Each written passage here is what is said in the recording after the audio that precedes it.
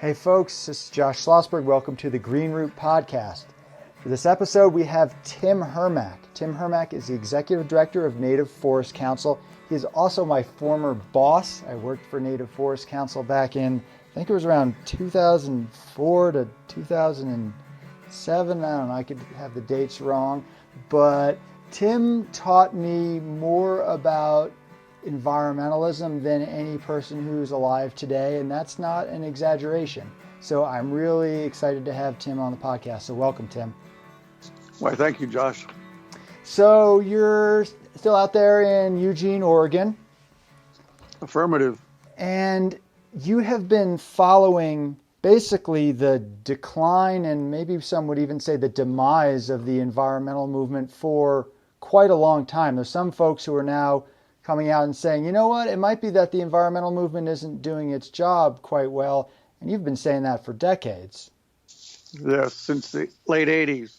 So let's take a little trip back into history and see how much has really changed. So what was going on when you first started to get involved with environmental issues? How did you start getting engaged with them? My father was the editor of the local Sierra Club newsletter. And he and my mother went on a vacation, and he asked me to finish a newsletter for the club that he had almost finished. And I said, sure. At that time, it was 4 mimeograph sheets of paper stapled together. And when I got into it, I realized he hadn't put much together.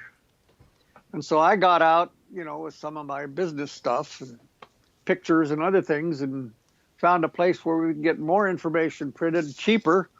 And we put out a rather pithy Forest Voice, or at that time it was called the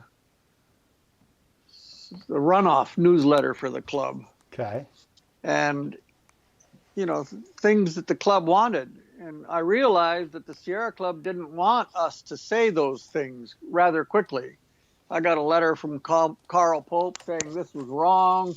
I had to clear it with headquarters before we put out any opinions or attitudes like that. So what were you saying? What were you saying that was controversial? Just that when I looked at the Willamette National Forest Plan, there was nothing good about it. It was all a logging plan, a logging option after another. There were no logging.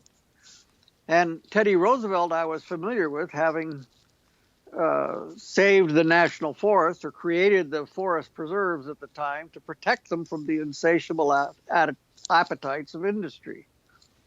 And he said if we didn't protect them, the industry would get them all. They would take the last tree, telling whatever fiction, story, advertising, propaganda they had to get the public to go along with it. Mm-hmm. And everything I knew says, law of organization. Where am I at? Where am I going? How am I going to get there? And then how do I monitor it for necessary course corrections? Sure. That's just business. The environmental movement doesn't do that. Okay. They sit down at a table with bad guys, logging people's politicians, and with agencies, federal logging agencies, Forest Service, BLM, and others. And then they negotiate and cut the baby in half, and cut the baby in half, and cut the baby in half. They've been doing it for 75 years, and now we have almost nothing left. Yeah. So back when I started, we had about 10% left. Right. Now we have what?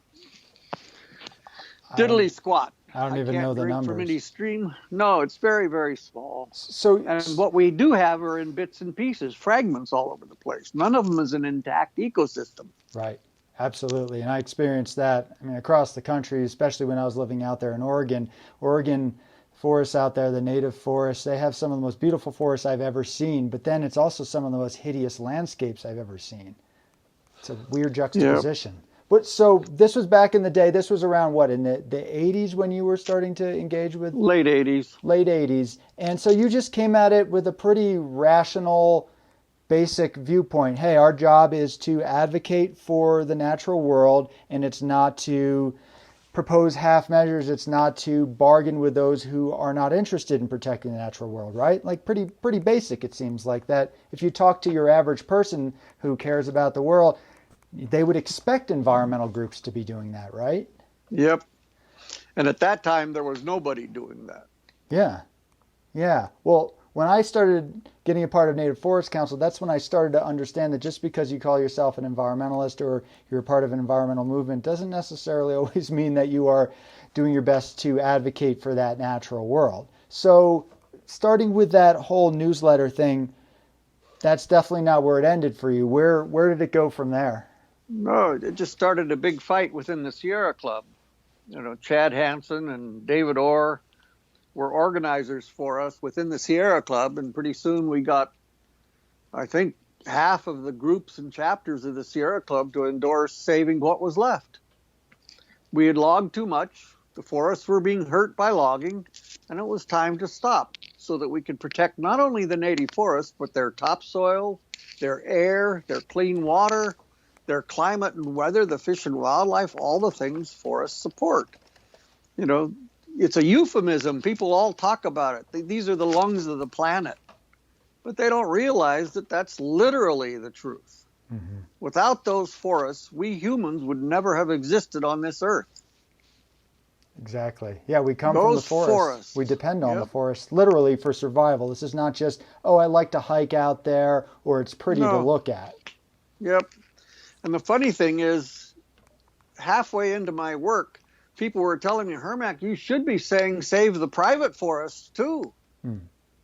Because they're all part of the forest commonwealth this country used to have.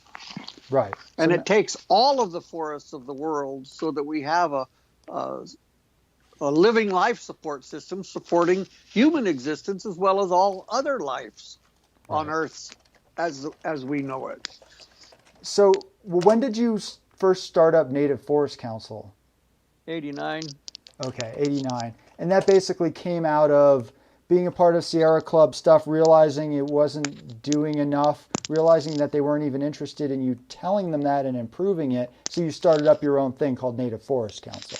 Yeah, David Brower, one of the board members of the club, or founding members, he was on our board too. And he said, Hermach, set up your own organization, do what you know best, run a small business, and approach it like you do with a business. What are the costs, what are the benefits, and then make their various arguments. And so Brower was one of our original board members also, and we set it up and as he had suggested, and it quickly became quite viable. Zero cuts, saving what's left. How bad could it get? It's not like we have 100% of our forests and we can afford to give up 5%. We're down to 90 or less percent of our forests remaining. No, 90% of our forests gone, with less than 10% remaining. Yep. And we're bickering and fighting and quarreling over how much and the terms and conditions of more logging to get rid of some of it. Right. Absolute insanity. Yeah. And my point was, where's the cost of goods sold? The Forest Service claims it's zero. That the natural resource capital asset that they're selling to the timber industry for some amount of money isn't valued on the books as having even that amount of value. Yep. When the full replacement cost, as anyone can see by going to an amortization chart at the bank or the real estate office or an insurance company, if you put the cost of planting a tree, $6 or $7 into the bank at 6%, to replace a 500-year-old tree, that's an ungodly amount of money. Yes. A 1,000-year-old tree is more money than all the billionaires on earth have. Yep. That's the cost of one tree. And these damn fools, or the very skilled, shrewd liars in the timber industry say, we plant one for every one we cut. And my grandmother said, yeah, that's like taking someone's life and saying to the government, well, here's a handful of sperm, that's 1.4 million. I'm giving you 1.4 million for every one we kill. So what do you want? Yep.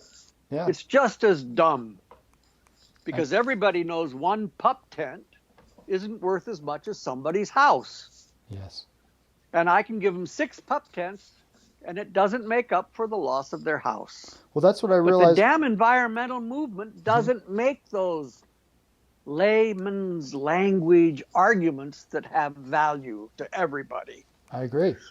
Yeah, I agree. When I moved out west to work on forest issues, I went driving. I remember out in the Coast Range there, and I went and looked at just all these trees around me. I was like, all right, well, they look the same. They're all the same age and pushed together, but this is a forest. Wow, it's doing pretty well. But then I realized over time, no, that was a plantation. Sure, there were trees, but it's different just having trees clumped together the same age. It's not really an ecosystem compared to a living forest. So that's a lot of what you talk about with Native Forest Council, and that's what I started to understand, the difference between those plantation forests, where you say you go in there and you clear cut a forest, and then you plant it with specific commercial tree species, and then the logging industry will say, hey, look at all, there's more trees than there's ever been. And it's like, well, maybe that's true. I don't think that that's true and it's at all. Not, it's not true. Yeah. But let's say there's more trees than there's been over the last couple decades, perhaps, but there's not more forest. That's definitely not the case. They're cutting more than they plant. Yeah, and that's absolutely... planting is irrelevant. That's like putting in an AstroTurf lawn. Right. That's not grass. It's not a forest. It's a woodlot. Yes. So you mentioned the public versus private forest. So the concept of zero cut. So what is that? Save what's left. If we care about the survival of humanity on this earth, we will stop cutting down living beings, trees, and turning them into toilet paper, newsprint, paper, and building products. Everything we currently make out of wood or trees has an alternative that is easily viable. Lungs of the planet, there is no alternative. We need these trees. If we care about human survival, we will stop cutting them down. It's a very costly process. We not only lose a priceless and irreplaceable asset, a tree, a forest, its topsoil, its water, air, and fish and wildlife, climate and weather. Those are priceless and irreplaceable. Mm-hmm. And we're losing those to get something that's never in the consumer stream long enough to make it valuable.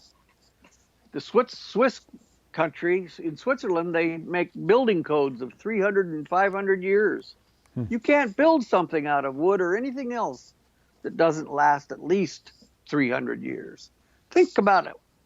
America, in contrast. We don't build something that's going to last 20 or 30 years sometimes. Yep. That's stupid. We're a throwaway country with a throwaway society and a throwaway culture. Yeah. Oh, but we value Wall Street and billions of dollars of wealth acquisition. But all that money and wealth isn't a damn pittance compared to the value of what's been lost. Happiness, security, health, well-being, lungs of the planet, ample clean water everywhere, no degradation or loss of topsoil. We don't do that. Yep. And then you go to the Sierra Club. Oh, Tim, that would upset Senator Hatfield, or that would upset some of our funders, or that would upset, gee, many Christmas. Are you guys the Nature Conservancy, the real estate company, the environmental group that cares? Yep. Or are you somebody that's standing up for something? None of them have a line in the sand. Everything they do makes a bad thing a little better if they won. But that usually insulates the bad guys and guarantees the bad guys that they can continue doing it, just new terms and conditions. Right. And that's wrong. That's not going to excite the public. Just like Biden and Hillary, they can't excite the public. Bernie did. Mm-hmm. He spoke to all the people, not just Democrats or independents or Republicans. He spoke to all the people, common interests, common concerns. The environmental movement, if it was of any value, would do the same. They don't, because they're too caught up. They're too big. They're too old.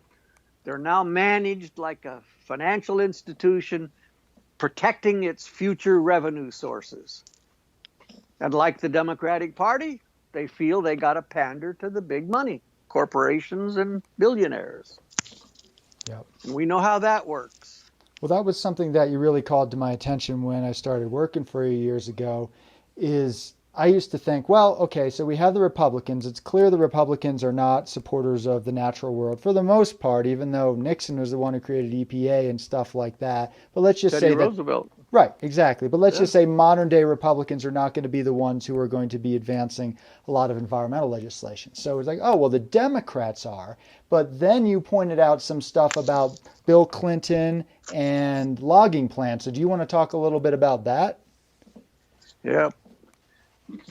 Yeah, it was interesting when Bill Clinton got elected in 92. Yeah. Dwyer had just issued a decision. Judge Dwyer in the Pacific Northwest forests, he banned any further logging of ancient forests, native forests with big old trees.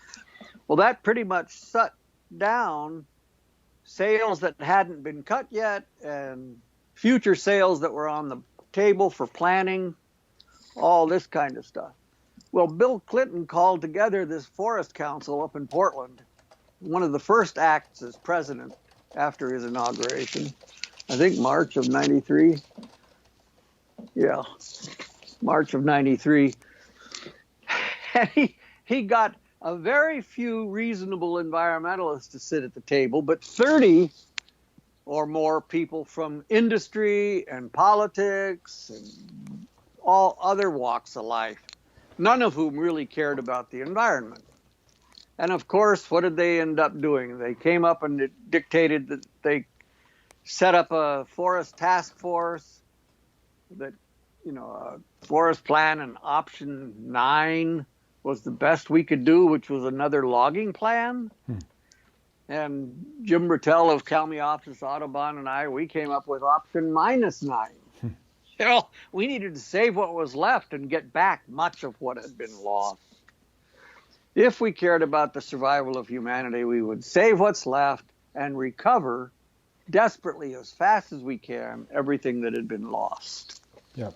It wasn't going to be possible, but that would be our goal.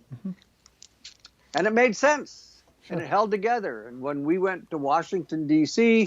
and met with Peter Milius at the Washington Post and Bob Semple at the New York Times, big editors, and the big editor of PBS, they were astonished. And one of them turned to another and said, you know something? I've been at this desk for 30 years and I've had hundreds of environmental meetings, and nobody has ever said anything that made as much sense. Mm-hmm. Stop now, save what's left, protect what you've got. It is the natural resource commonwealth, and I hate using the word resource because soil, air, and water is not a resource that I can parcel out and buy and sell. It's a commonwealth. It's something that belongs to all people. Mm-hmm. And nobody should have the right to use it as a toilet or a savings account to be liquidated for their own personal benefit, which is what happens now. So the Democrats were basically folks back in the day, particularly when it came to this Clinton situation, who encouraged the logging to start again. Is that true?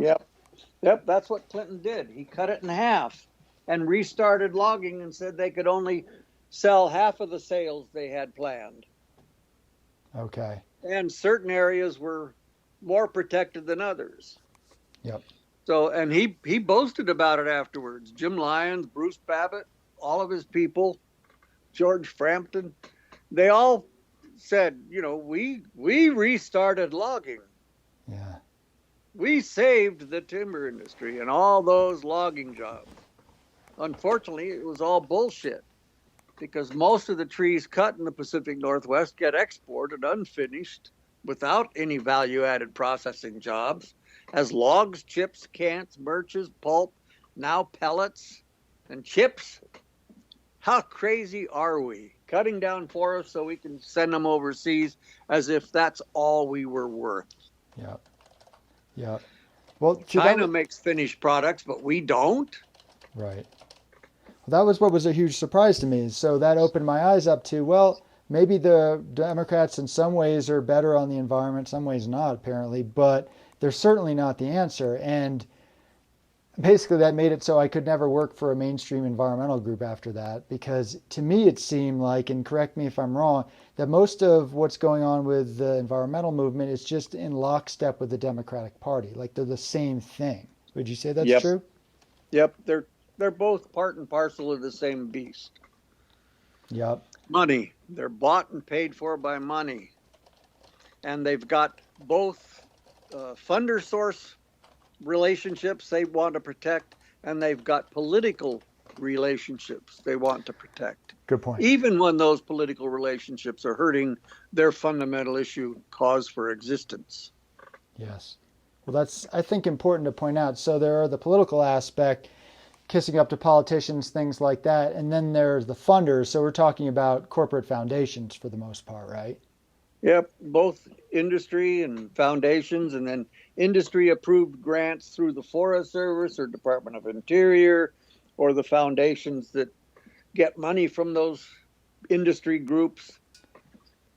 When you look at the behemoth of how much money floats around in our political world, to think we've got any kind of representational democracy is nuts.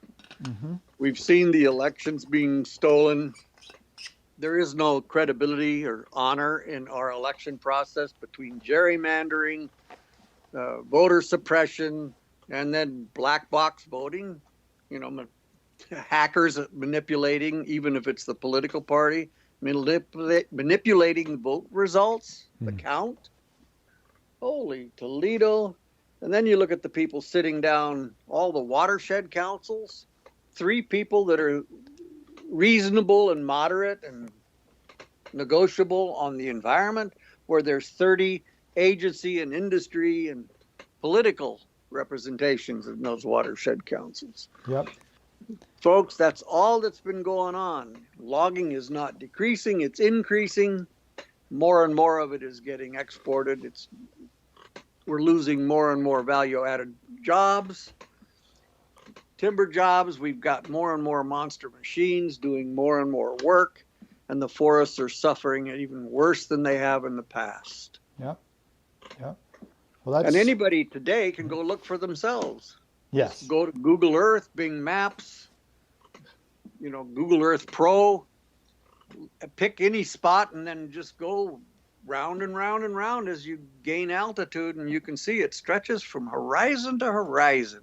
And you might not have seen it, though, because or the gates of hell. Because unless you actually go out into these forests, into the areas that are beyond the beaten path, you might not see a lot of this. So they have that concept of the beauty strip where they leave up some of the forests. But if you hike in further and further, you'll find the hacked apart landscapes. And that's what I spent a lot of time doing in Oregon, to the point where it almost became traumatic, to the point where it almost became perverse with me, where I would seek out the ugliest landscape so I could get a photograph of it to show people. And I think it had an impact on me. Not a good thing. Luckily here out in Colorado, there's not as much, but I actually just stumbled on a logging operation the other day. So there's this state wildlife area, which is kind of this hybrid area for hiking and hunting. It's kind of odd. Anyway, I was hiking on the edge of it and I wanted to go into the national forest.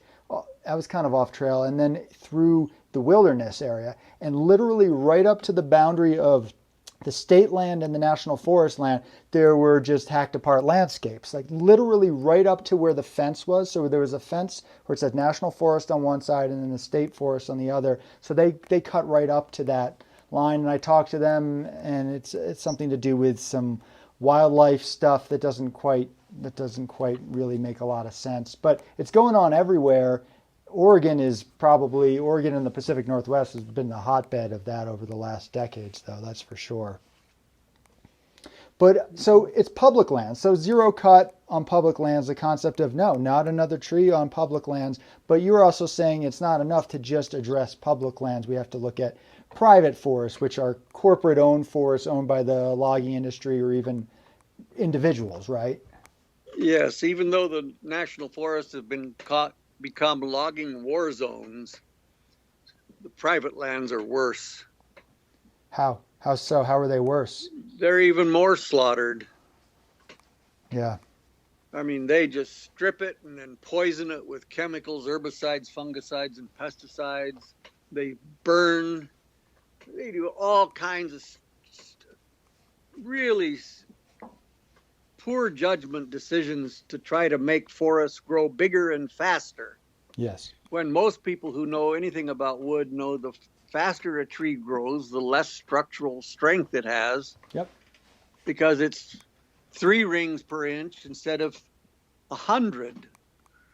And we've cut most of those big old trees that are really tight vertical grain, high quality construction material. Right. Those are almost gone entirely. Yep. And now they're cutting, and now they're trying to make oriented strand board, and they're making cross laminated beams and glue laminated beams, trying to make crappy wood stronger by making it mini layers and with lots of glue. And that's what they want to build buildings 5 stories high out of flammable glue and wood. Yeah. Are they absolutely stupid or nuts? Or just so avaricious they don't care who they kill? Yeah. Well, so there's the public land stuff, which obviously the forests have been hacked apart. And then there's private lands, which, yeah, in my estimation and based on everything I've seen, those are the ones that it's the hundreds of acres of just clear cuts. You go out to the Coast Range in Oregon, which is mountain range near the coast, obviously. And it's just endless, just swathes of just hacked apart. But it's like, okay, so private land, what can we really do about that? I'm not saying that it's not an issue. Not much currently. Yeah, that's the problem. It's such a cultural war. Yeah. People believe they have a right to do anything they want to on their own private land. Well, they can't put a nuclear waste dump on their private land. Yep. They can't put a toxic waste dump there. They can't put a hog farm right next to my house. Yep, it's true. There's lots of things that we zone and prevent bad behaviors on private property because it's going to have a negative impact on the people downhill, downstream, downtime. We don't let them do that. Yeah. Oh, but we let people log right up to my border. We published one Forest Voice that had national forests in 7 states showing an absolute war zone of strip mine logging right up to the boundaries of the national forests. Mm-hmm. Yeah. You know, the national forests surrounding Yellowstone have just been slaughtered. You know, you look at the national forests surrounding Yosemite or other places, slaughtered. Yeah. You know, and they're not content. They want more. We thought, and the people in the industry thought, that nobody would be logging public forests after 1960 or 1980. And yet that's all they're logging now is the steep slope backcountry we all thought was off limits. Right. Just logistically, there was no way they could get it. Then they started using helicopters. Then they said, oh, to heck with it. We can put roads that'll cause landslides in the future across that steep slope and log those trees too. Well, that's what they're doing. When I started this, you never saw a clear cut from a road. Most of our roads, east and west here in the state of Oregon, they're right along the rivers. And you never saw a clear cut.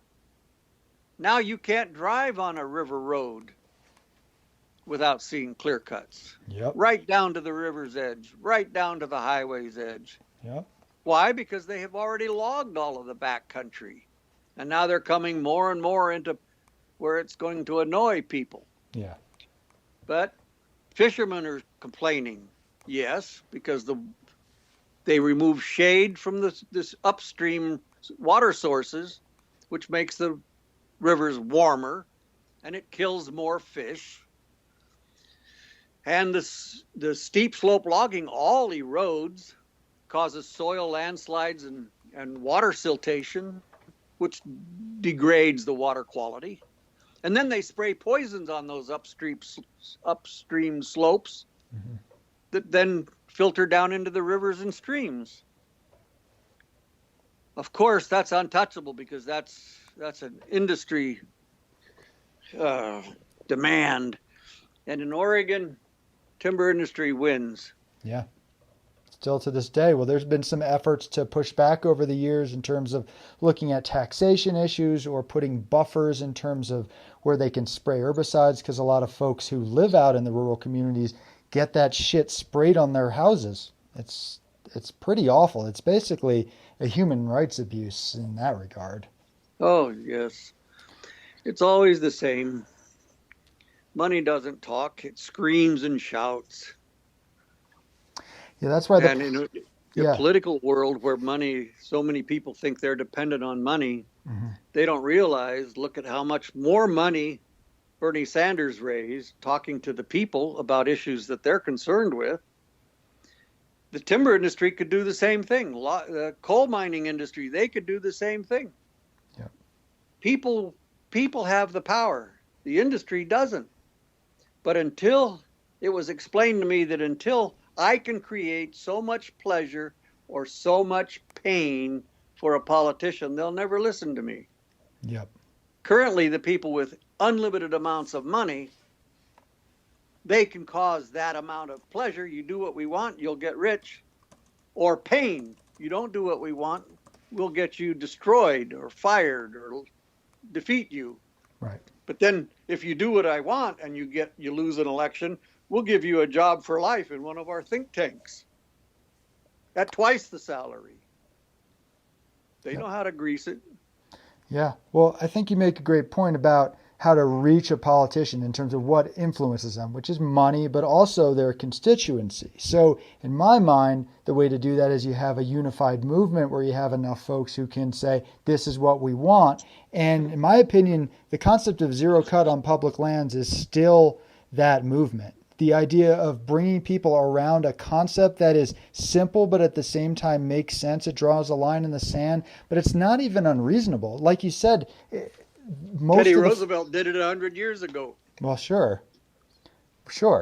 But we can't do it today. It's worse now is the thing. Back then there was tons of forests still. Now those ecosystems are destroyed. So I don't see how anyone who could say that that's an unreasonable concept. Maybe not, if we're protecting all private lands from any tree being cut, I don't think that's realistic. But public lands, some of the last intact-ish areas that we all universally own, why the hell not? So why do you think environmental groups not only don't take that on, but they've pushed so hard against that?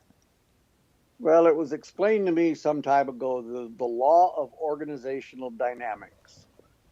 Most environmental groups were started by passionate, diehard, radical zealots to save dirt or save water or save trees or save whales. But then as they started raising money to support their efforts, they had to get a general manager and a finance manager and a fundraising manager. And then those people, as the organization grew, became bigger and bigger departments. Until pretty soon, the financial people said, we've got to get rid of this radical guy. Yeah. He's making waves with our political relationships and our funding sources. And pretty soon the management bureaucrats, the bean counters, take charge of all of the environmental organizations that have been around for a while. Yep. They don't want to make waves. They call it being politically pragmatic. I call it being a professional loser. And it does lose, because here's the thing. Let's just say they give it a try. Okay, let's try that way of doing environmentalism for, let's say, a decade or two. Okay, we've been trying that. We're not winning. We're losing, as you say. Isn't it time to try a different way? Yes. Hell, Brock Evans at the Audubon Society said that in '89, one of the first meetings in Portland about the Ancient Forest Alliance. 30 years later, so it's definitely worse than it was then. Yep. And he said, it's a war, not of our choosing, but we're in a war nonetheless. And the old ways of fighting this war don't work anymore. We've got to find new ways to fight off the insatiable corporations that are destroying our planet. Mm-hmm. And we didn't do it. We came up with the damn Option 9 and salvage riders and that kind of stuff. Clinton threatened the environmental groups to go along with him, and they did, and he gave them a salvage rider and increased logging anyway. Yep. They're dead wrong. Their political calculus, you'd think they could at least do that right, and they didn't. Still don't. Yeah, and that's the thing. It'd be easy if we could just say, yeah, because it's just, say, Republicans like Trump that do this. And obviously Trump does terrible things for the environment, as have most Republicans. But the other option isn't really that much better. And at a certain point, we can't just go for the less bad, right? Nope. It's always the same. Clinton was very bad. His people were very bad. They all deferred to the carpenters union and the home builders unions and home builders associations and the logging companies and the banks that fund them. They kowtowed to them. I believe that the Democrats are more destructive to the environment than the Republicans. The Republicans make no bones about being our enemy. 100 years ago, they were the environmental groups. Right. They were the environmentalists. Not anymore. But that's a good point, because when Obama does the same thing that Trump does, everyone let it go who is in the environmental movement. But then when Trump does stuff, you're more likely to fight it. So it's almost better in some ways. And I'm certainly not advocating, I don't advocate for either party. But at least when you have a Republican in office, the environmental groups are going to fight back. At least a little bit. They'll still cut their deals and cut the baby in half repeatedly. Yes. And claim it's a victory for the forests when it's nonsense. Good point. It's surrender. Yeah. But at least with the Republicans, you have an enemy that's in your face. Yeah. The far greater threat is the friend behind you with the knife in your back. Yeah. Well, that's the Democrats. Well, speaking of that, Obama had Sally Jewell from REI, and she bragged about her plans to increase revenue from the national forests and the Bureau of Land Management lands by 20%. That means more logging, mining, grazing, drilling, and destruction. That was a Democrat, Obama. Nobody bitched. Yep. You're right. No, Same under Clinton. Nobody bitched. I mean, a few people did, but not the mainstream environmentalists. Fringies. Yeah, yes. Just us, basically. Yep. But then they focus their enemy and their hostile fire on us. Yeah. The Democrats fought the progressive environmental protectors of Earth and nature and life worse than they ever fight the Republicans. I've seen it. Yeah, I've seen it. And, you don't have to agree with everything that's in Planet of the Humans, the film that came out. But what's interesting about that is how a lot of it is saying enough is enough, and how much environmentalists, mainstream environmentalists and the big greens pushed against that message. And then going back to the Democrats, so Senator Wyden has been one of the biggest proponents for biomass energy, and biomass energy is mostly using trees for energy. So that was not coming from just solely Republicans. It was also coming from Republicans. But he was one of the biggest promoters of that for years, including to today. Basically, a whole idea of we need to cut forests to protect from wildfire, which is not backed in any science. And that's when I started realizing, wait a second, not only are the Democrats sometimes culpable, sometimes they are the biggest proponents of these destructive policies. So that kind of blew my mind and made it so, yeah, I was not quite employable ever again. Yeah, no, it's hard. We get blacklisted if we do what's right. Oh yeah. In a world of lies, telling the truth is considered a hostile and radical act. Yep. And we're the ones, the nail that sticks up, that gets pounded down. The governor of California, a Democrat, Jerry Brown, signed $1 billion new logging program for state forests to help prevent the spread of fires. And then you find in Oregon, both Merkley and Wyden, two senators, they've proposed $1 billion increase in the logging program for national forests. Yep. When you consider that the logging program's $600 million of taxpayer dollars already, to make it $1.6 billion is a huge increase in logging. And the first thing, if you care about survival of humanity, and when you realize life is hanging by a thread, the first thing you do is stop sawing away at the thread. Yeah. And we do the opposite. Sierra Club, they're all for it. None of the big gangrene folks are saying don't do it. They're all being politically pragmatic, politically professional losers, and they're collaborating with the enemy of forests, and they're assuring that it'll go on. Yep. People understood when I was opposed, or the Native Forest Council and Zero Cut was opposed by the timber industry. People understood when the Forest Service even opposed Zero Cut. But nobody understood when Sierra Club opposed Zero Cut, or Audubon, or Wilderness Society, or the National Wildlife Federation, let alone the logging company that cares, the Nature Conservancy. People had a hard time understanding that the League of Compromising Voters does not protect forests. It doesn't protect oceans. It doesn't protect jack shit. They are collaborators with the Democratic Party. They're part and parcel of the same beast. That's not good. Yeah. Yeah. And But again, as long as the one person believes in saving them and has a spark of hope in their breast, hope is alive. One person can make a difference, just like a pebble in a pond. You know you did something, and you know it has an effect, even when we cannot see it. It has an effect. We influence others. None of us, or few of us, ever really think we made a huge difference. We know we had a difference, but we don't figure it's big enough difference. We stopped timber sales for a while. But industry comes back and they rewrite it and come up with a new group of people and a new watershed council to collaborate with their logging programs. And we lose. Yep.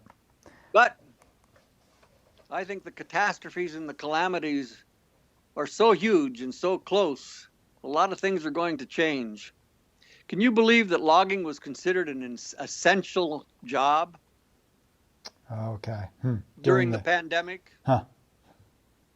Longshoremen to ship raw logs to China was called an essential job. Yeah. Anyhow, that doesn't make sense. Well, it shows what the priorities, I think, of folks are. But here's the thing. There are a lot of people who care about these issues. And what I saw around Planet of the Humans, again, is just your average person coming out and saying, wait a second, why had nobody told me it was like this? And why had nobody told me that environmental groups are not always doing their job? Because that was also a main message of Planet of the Humans. You know, I don't support everything in Planet of the Humans. I'm okay with solar power and some wind, whatever. But I think there are people out there. The problem is just the space is being taken up by the current existing forms of the environmental movement. And it's really hard to make them budge because they have a lot of the clout, they have the funding, but they don't have the messaging. They don't really have any interesting ways of getting people to kind of come together. So when there are movements like Zero Cut and stuff like that that break through, people latch onto it. The problem is, can we get that stuff out there anymore? I don't know. No, it's very difficult. Even on Facebook, they all want to censor it out as being a radical opinion. For sure. Contrary to the public interest. Yep.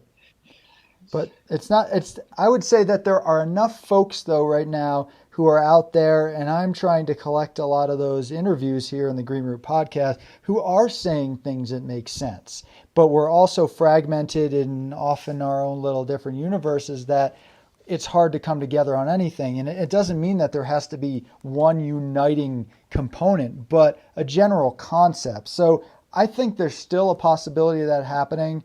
I suppose we'll see. But one thing I wanted to talk about also was, so we have these environmental groups that they're made up of people, right? So that was the weird juxtaposition that I experienced. So here's an environmental group that is doing some good stuff, but then some stuff that isn't good. So maybe more harm than good. But then the person who works for the group I talked to, he's not a bad guy. And he almost agrees with me privately on a lot of the stuff. So what's going on with that? They're not all evil people who are working at these organizations. Yeah, it's hard. I know there's peaceniks that are in the military, but not a lot. Yeah. And they're not dealt with well. And I think the same is true. There are people who think we should save what was left. of the forests and get back what we've lost so that we might have a chance of survival. But if they stick up, they get pounded down. If they raise those points in an organization whose custom and culture is appeasement Right. and compromise and collaboration with the enemy, they don't last long. Yep. Yeah. So they may want to speak up, but hey, they want to keep their job. This is their career. They need to feed their family.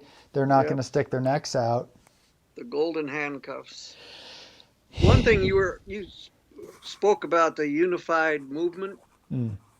We've tried that a few times, and it's quickly infiltrated with naysayers. Right.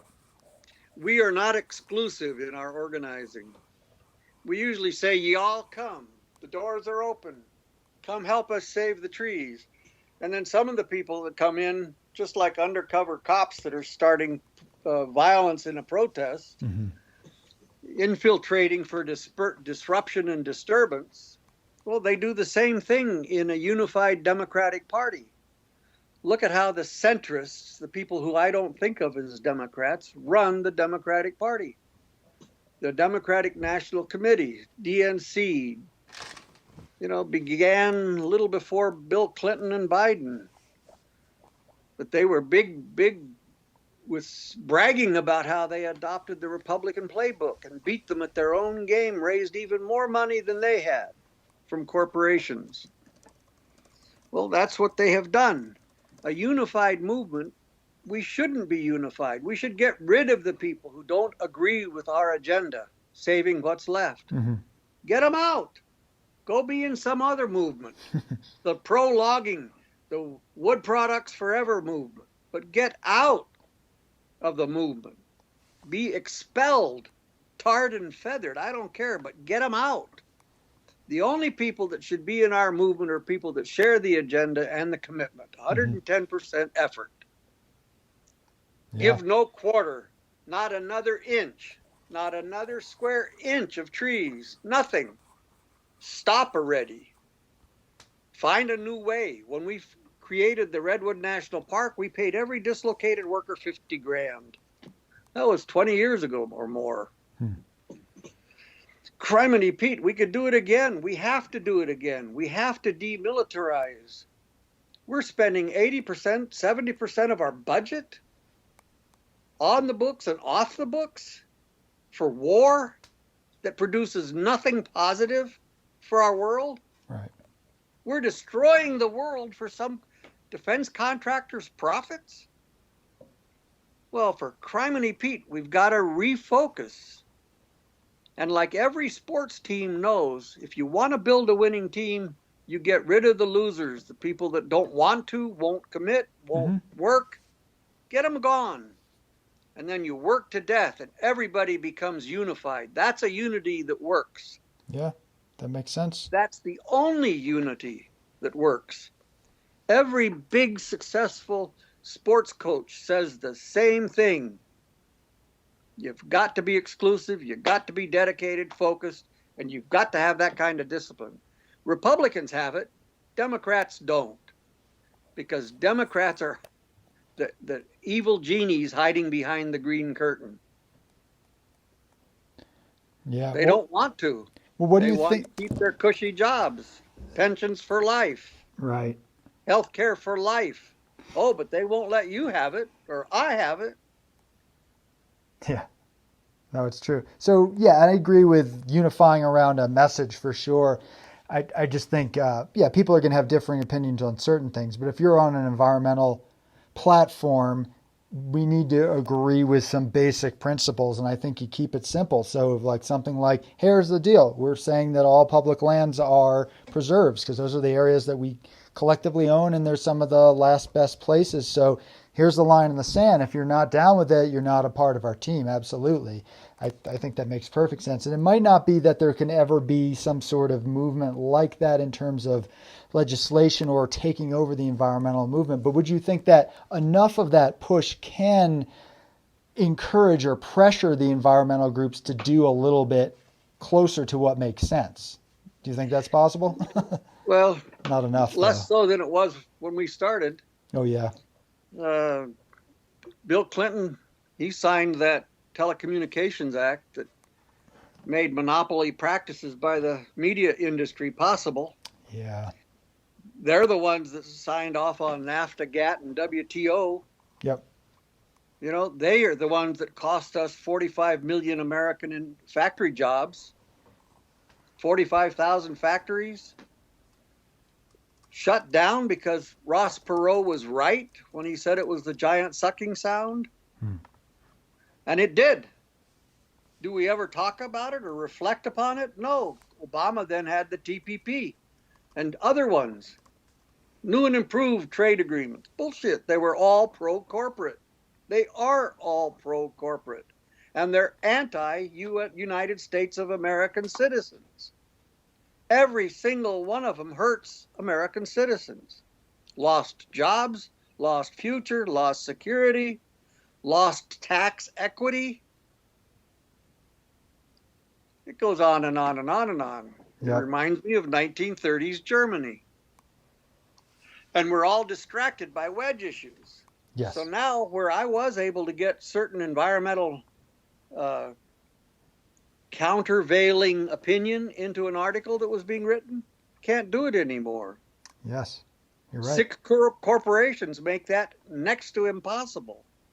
I can still do it on blogs and certain internet sites, but hell, even Google and Facebook are starting to censor those internet sites. And it's not just the corporate masters, because my experience in the journalism world, which I am temporarily on sabbatical from because I was so disgusted by it. So it's just sometimes even some of these smaller environmental journals who just have an editor who doesn't want to push the envelope. That's what I experienced recently and over the last several years.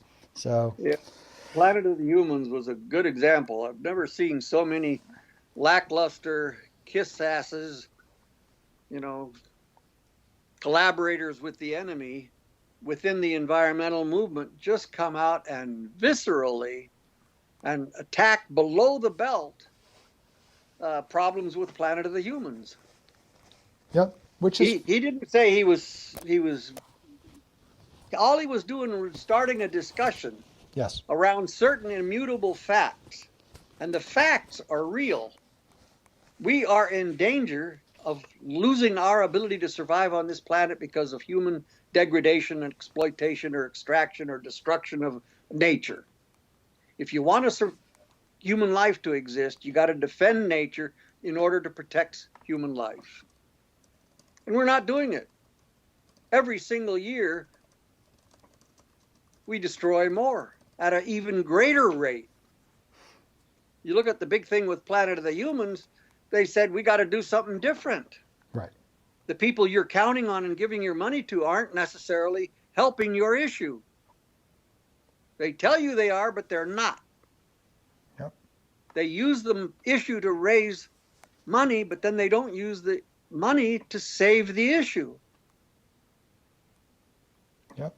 Well, that's the thing. And so, like you said, they quote eviscerated the film in terms of a bunch of half-assed commentary against the film without really addressing those underlying issues. And then they suppressed and censored any efforts to rebut that, as I experienced by trying to get an article published. I got rejected by 15 places that had run negative commentary on it. And I've been published by dozens and dozens of publications, including several of these ones that I submitted to. And it was like nothing else. Michael Moore, who is the executive producer, and Jeff Gibbs, the director, they tried to submit pieces to rebut some of the statements made against them, and those publications wouldn't run it. So it's right when you say the media stuff, they're not letting us have our voice. But here's the thing. There are other conduits that are out there. So there are ways for people who think a bit differently to start connecting. And there's a torch that you helped light basically several decades ago in terms of this environmental stuff. And there's some of us who are still carrying the torch, including you. You're still out there talking about stuff. You're still engaged in the conversation. There are people who are interested in this. And what would be your advice to those who see through the bullshit and want to engage in some way, but obviously they don't want to just be a part of the Sierra Club, and not that all of the Sierra Club is bad, but most of it is not doing what it needs to do. So what do people do? How do they engage? find local, some hiking group, find PR firm, take courses in public relations or advertising or marketing, talk about the use of language. The Republicans have Frank Luntz, who's a highly skilled, incredible guy at distilling emotional issues into little phrases that nobody can argue with. We have George Lakoff. He's a really sweet guy, but he is not his equivalent. Frank Luntz kicks George Lakoff's ass all the time. But then we're the nice people. We're here for the public interest. Well, that doesn't make you rich. If you're against that, that can make you rich. Republicans get rich killing the earth, hiring corrupting politicians and judges. They get rich for everybody. And if money is the grease, if money is the measure of all things of worth, which it shouldn't be, but I believe it is, then we're toast. I look at the Obama and Bush who passed the Patriot Act and the National Defense Authorization Act. People don't realize just how bad and evil those two bills were, and many other bills. They're pointing two battle-hardened brigades at us. Two army bases are full of 5,000 people, two of them, who are there to point their guns at us, to quote-unquote quell domestic civil unrest. Like they know it's coming, like they know they're planning for it. And the Patriot Act, between them, they're able to spend $600 million a year creating propaganda to influence public thinking in negative ways. What the hell country do we live in? What kind of people are we? So it's got to be the teenagers in middle school and high school. Kids learn computer programming or hacking or whatever it is they learn how to do with the games and stuff. Computers are going to be key, but again, one thermonuclear bomb up in the atmosphere and most of our electronics all gone. So that's a pretty fragile foundation for our corporate world to live on. Mm-hmm. But still, at the moment, it's still there. I know TikTok is a Chinese substitute in many ways for Facebook. Mm-hmm. But now I see that Trump wants to get rid of TikTok because we don't control it. I see. Well, that's why I want TikTok. I don't use it, never have, but I want alternatives to things that the government and the corporate sector controls our information. I want to control our information. I want all of us to control it. It should be a democratic thing. That's what I liked about Wikipedia for a long time. And now I see how industry sources are modifying Wikipedia entries all over the place to become more pro-industry. Yeah. And against the public interest. So freedom is not something you fight for and win and keep. It's something you got to fight for every single day. We're losing our civil rights, liberty, and freedom. Corporations have stolen it. We've got to stop it by eliminating corporate personhood and money is free speech. Those are two huge and vital campaigns. If we don't do those two things, nothing else we try to do has a potential for success, at least is how I read the tea leaves. Yeah. Yeah, those are good. Those are really fundamental aspects. So corporate personhood as in they count as human beings and therefore have all the rights of human beings. And then money as free speech, which basically says corporations can spend as much money as possible to elect politicians. The thing is, who are the politicians who come out against that, right? I know Bernie Sanders had saying we shouldn't be funding campaigns like this, but meanwhile I'm going to fund my campaign with some corporate donations. I guess he did focus more on individual donations, though, right? Yep, he had the lowest average contribution. Right. So it was almost all little people. Yep. But as long as He he has raised to more money compete than the with Republicans. corporate donations, that's a tough row to hoe. Yep. Plus, you see all these Republican PACs for Biden. Right. Yeah, of course they're there.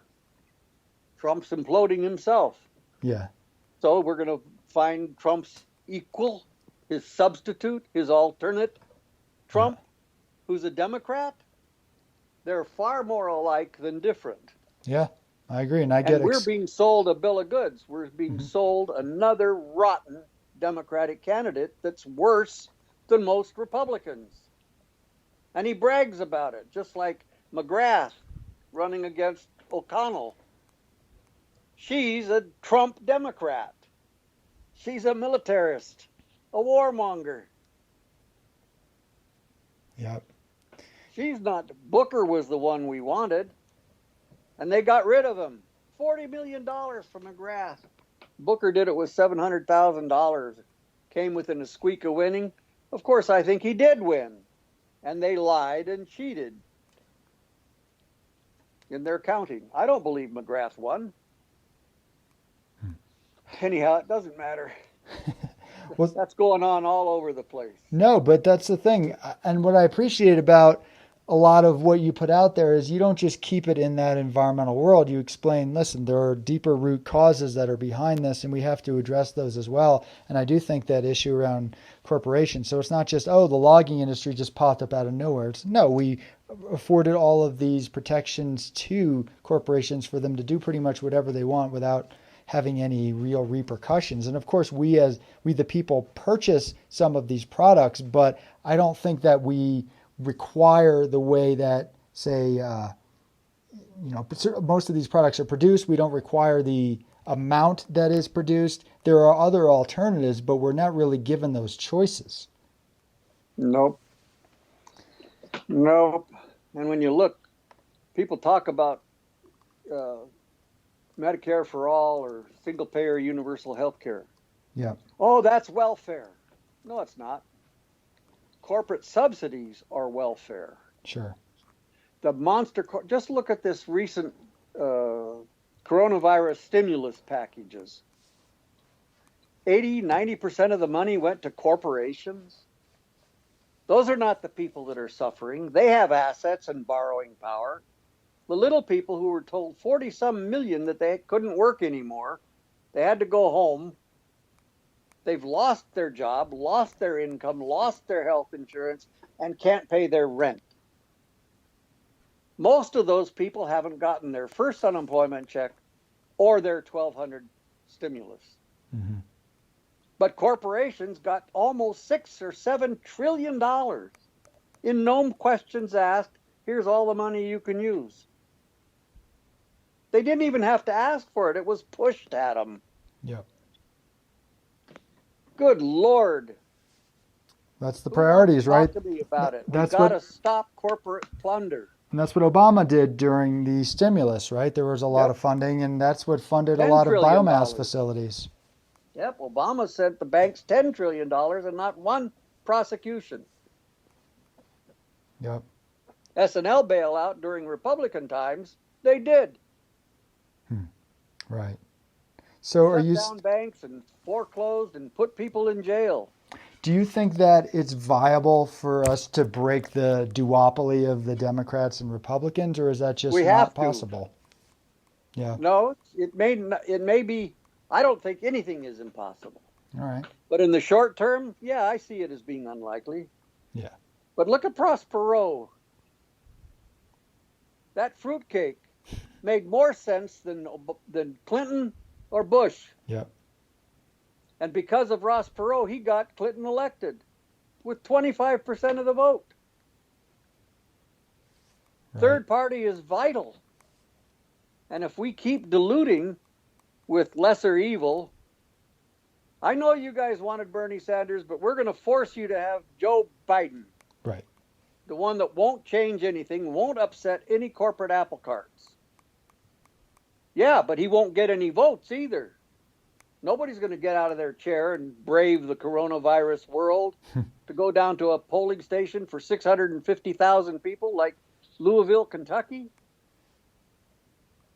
Instead of 1,200 polling stations, they had one.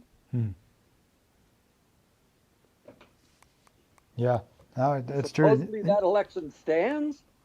But That was but they just put that specter of Trump over us, and obviously Trump is awful. I don't know any rational people don't think that he's doing lots of terrible things, but they did that with Bush too. They're saying, well, look, Bush is terrible. We have to get the other, Bush will get the elected, other loser. but they still get reelected anyway. So it's almost like it doesn't even work. Yep, Biden is a professional loser on national campaigns. Yep. Hillary was a professional loser on national campaigns.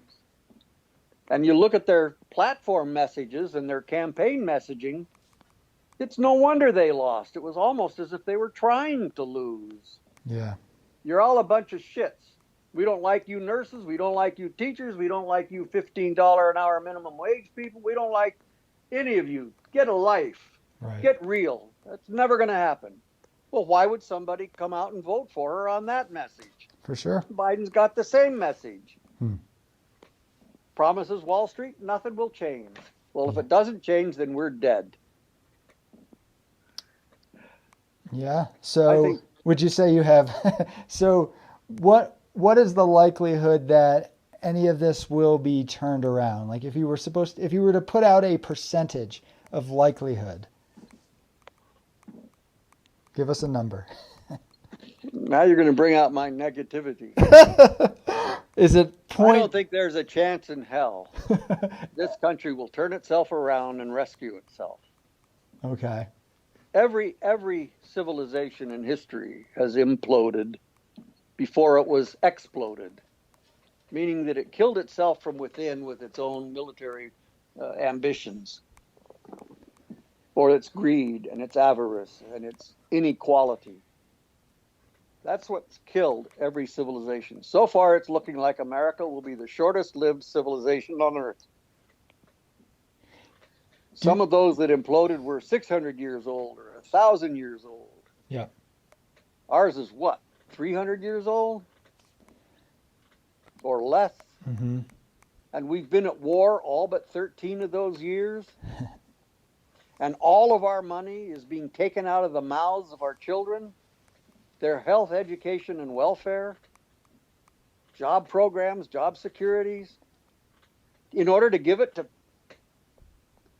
vultures and parasites that are draining the lifeblood of our country just so we can go have 66,000 special forces in 150 countries, presumably blowing up things and killing people, which is what they're trained to do. Oh, but we're going to bitch about suspected Russian meddling in our election while Israel is meddling 1,000 times more and it's unmentionable? Come on, folks, wake up or accept your death or demise, long and slow or quick and easy. But do you think that there is a point at which things can unravel enough where people finally start paying attention but have not unraveled so far as for it to be too late? Do you think that there is a window in which people can act? I think people can always do something, and the masses are more powerful than the guns and bullets. You know, a long time ago, they had a national sit-down strike before I think I was even born. A long time ago, but it brought the country to its knees. Iceland has done it. Other countries have done it. A national sit-down. We're not going to work anymore until you change this government. And it happened. But trying to get our American public, who's addicted to the tit of television, and they desperately seem addicted to that television telling them what to think about what they're told, what issues are important, and usually they're wedge issues, get all excited and bothered and hot and dirty. But the big issues don't get mentioned. The real issues that the public could do something about, we need a national sit-down strike. I think if all airline pilots and all truck drivers and all longshoremen shut down the ports, shut down the airports, shut down cities, if everybody got out of their chair and turned off the television and occupied Eugene, Oregon, or any other town, hundreds of thousands of people, it might change. Well, that's what I think they would meet us with the battalion of battle-hardened Iraq vets. right. Tanks and bullets everywhere. Well, so the BLM, the Black Lives Matter protests, have been a little microcosm of that. So people got sick of a certain thing and they put themselves out there, and it has caused a lot of attention. Whether it's going to make any systemic change in terms of police brutality stuff, I don't know. But I don't think so. But Not at as least, long as we train our cops in Israel and get them from the military. but the public attention was called to an issue, at least for a while, in our short attention span. So that shows it's possible. But That was very good. We don't do that for the environment, though. We don't do that for the thing that sustains every potential social movement that's ever existed. Why do you think that is?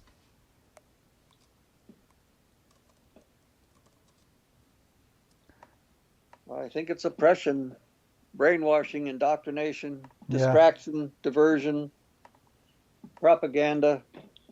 We've never had so much propaganda 24/7. So certain issues catch on, but other issues just fall by the wayside time and time again, of which... Well, look how long police have been shooting unarmed black people. Yeah. It's been going on for decades. Oh, yeah. Well, longer and than it's that. been on the increase since 92, 93.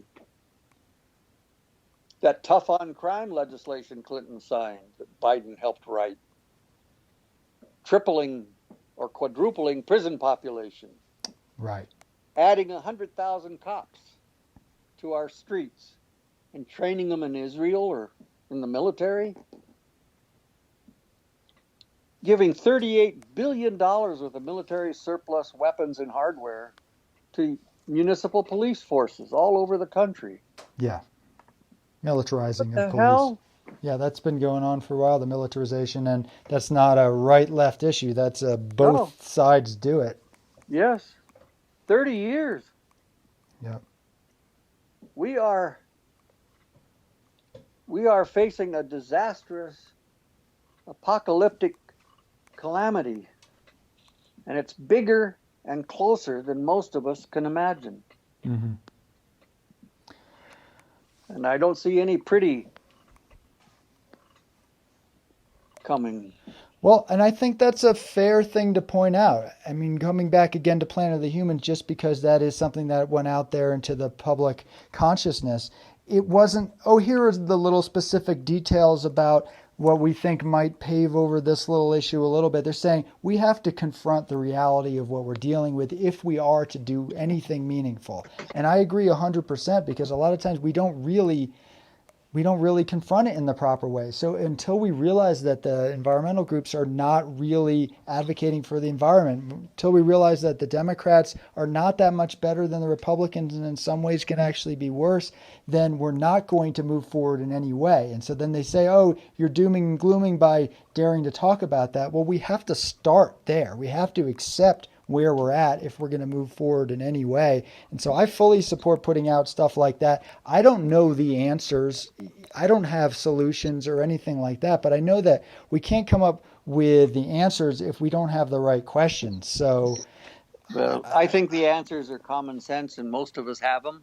Yeah. I think most of us do know the solutions.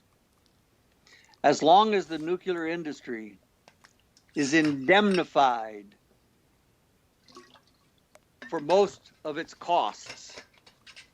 If there's a nuclear reactor explosion and it's $10 billion worth of damage, they only have to pay $100 million. The public pays for the rest. And that's true for most corporations. All they have to do is declare bankruptcy, like the Bhopal one. Bankruptcy. Now we don't have to pay a dime. Exxon Valdez oil spill. It should have been $50 billion of expense to the people of Alaska. Instead, they got it down to $500,000 Yeah. or 500 million. I don't remember what it was, but some small amount. Mm-hmm. The courts ruled still pretty big amount, 10 or 15 billion, but then it was reduced to 500 million or something. And some people I know still haven't gotten their first dollar from even that settlement. We subsidize corporations. One thing, back on the planet of the humans, the point that I think was most important, and it wasn't made as well as I thought it could have been, is that every alternative energy source has never once reduced pollution output. Yes. Because pollution grows everywhere. All we do with alternative energy source is add it to the supply of energy, which causes industries to expand even further and destroy even more natural resources to make their expansion possible. Yes. And that's the point I think they were trying to make. But instead they just say solar is bad or right. I mean, they made that point. Really bad. They did make that point that you said, but very briefly, and I agree, not as expansive as they could have. People overlooked it. They didn't register that was a seminal point. Right. Right. It's like, all right, you can put in some other less impactful energy sources. I'm fine with putting in some more solar. That's fine. But as long as we keep expanding the monster, that doesn't mean anything, and it can be harmful because we're not looking at what we're actually doing. We're pretending that it's all fine because we're putting in a few solar panels here and there. It's just, but I think it's too complex for a lot of people to understand, and I don't know. It's the conversations though are necessary, and these days it's hard to have conversations in the public forum, but luckily we do have alternative ways to do it, such as podcasts, such as the Green Root podcast. So obviously I'm not pretending that this podcast alone is going to accomplish very much, but if more of us are putting out our ideas like that, I think people are hungry for it. And that's what I saw with Planet of the Humans. You didn't see it in the media because they obscured it, but if you look at the comments on YouTube, they're, I would say, 95% favorable. So here's just your average person saying, you really woke me up. I care about this. Oh, maybe I don't agree with this thing, but I think this is a great point. Those are the folks that I think we can engage, and maybe those are the younger generation. And so maybe it's our generations where are you the boomer generation? And then I'm basically Generation X. Maybe we're not going to change folks like ours mind if we're not already on this side, but the younger folks, maybe we can. Yep. I'm old. I'm 75 years old. I've been at this for a while. I've seen a lot, but I have less reason for hopeful optimism today than I used to. And the biggest power we have when we share our stories is the infectious sincerity and enthusiasm we present. Yep. And that's become more difficult for me. I still have passion. I still have a real opinionated backbone, but it's still hard for me to spend the energy to communicate it. Yep. Because I'm too damn depressed. I look at the facts. I'm a data news junkie. Yep. I cruise it and collate it and redistribute what I consider to be the most creamy parts, good and bad. But even that I see, they've manipulated so that more and more people don't get to see what I put out. Oh, yeah. Right. And I used to get it even with the Stumps Don't Lie news list. People would infiltrate it and then corrupt it or. Sure. It's so easy. We need Frank Luntz. We need Tom Paine. We need that simple lay language messaging to every American. This is what's important. This is what we're losing. And this is what we can do to stop it. Yeah. And some of that is all basic. It is. The carbon tax reduces energy consumption. It should be a huge carbon tax. Just like we should put a huge tax on stock transactions. Not 1/4% like Peter DeFazio's promoted. 1/4% to prevent stock speculation driving the market up and driving it down, picking the pockets of the little investors. That's what we know is a solution. cap and trade, cap and dividend, it doesn't do it. That does not reduce energy consumption. That does not reduce pollution. Yep. We need to reduce pollution.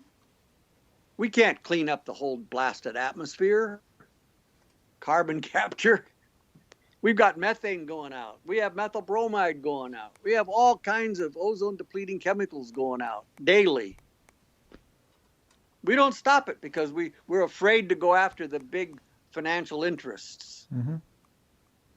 Hell, if we forbade it, if we said to the nuclear power industry, you can't have a nuclear power plant unless you can get a safe way of disposal. Right.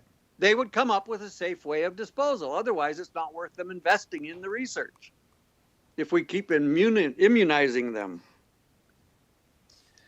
Yeah, and we could do the same. If your car doesn't get 50 miles to the gallon, hell, make driving cars, individual cars, extremely expensive. Yep. And then people would invest in a public transit system, high-speed rail. China has 20,000 miles of high-speed rail, and we don't have one? Oh, but we hate China. They're so bad. Oh, but they're doing a lot of good. Why aren't we doing a lot of good?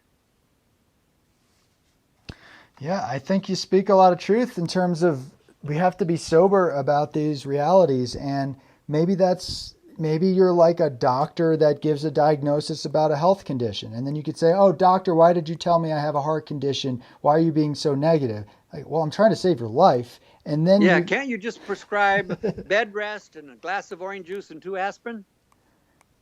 No, that won't save your life. Right. But I don't want to hear that other stuff. I think that's what it comes down to. People don't want to hear it, but we have to accept it. We have to go to that dark night of the soul in order to move forward. And I think that's where we're at right now. And I vacillate between the doom and gloom and optimism. I'm probably somewhere in the middle there, but I do know that we have to take a look at the things that are not working, and we have to take a long, hard look. And collectively, we have not done so on hardly any issues, and certainly not the environmental issues. So I think it's really, really important for us to do that, because until you take that into your consciousness, you're not going to move forward in any way that makes sense. You're just going to say, oh, well, guess what? We're going to prop up a few solar panels and save the day. It's like, really? I'm fine. Sure, put up some solar panels. Do it on my house. That's great. I rent, so I don't have that option. But that's not enough. And only if you have that dark night of the soul do you realize that's not enough. So I think it's important. I think people have to hear this message. Amen. Well, probably going to get going, Tim, but thank you so much for taking the time to talking to me about this stuff. You've definitely loomed large in my life in terms of all these environmental issues, and you're continuing to put this out into the world, and there are others who are also doing it, so they're carrying your torch on. So you're not done yet, not suggesting that, but I think it's important to realize that is still progressing in this world, and thanks to you. Yep, thanks to all those like me. Yep, there's a lot of people. And unfortunately, the military is doing a lot of it. Well, that's true. That's an issue for another day. But thanks again, Tim, for coming on the podcast. You bet. Take care anytime.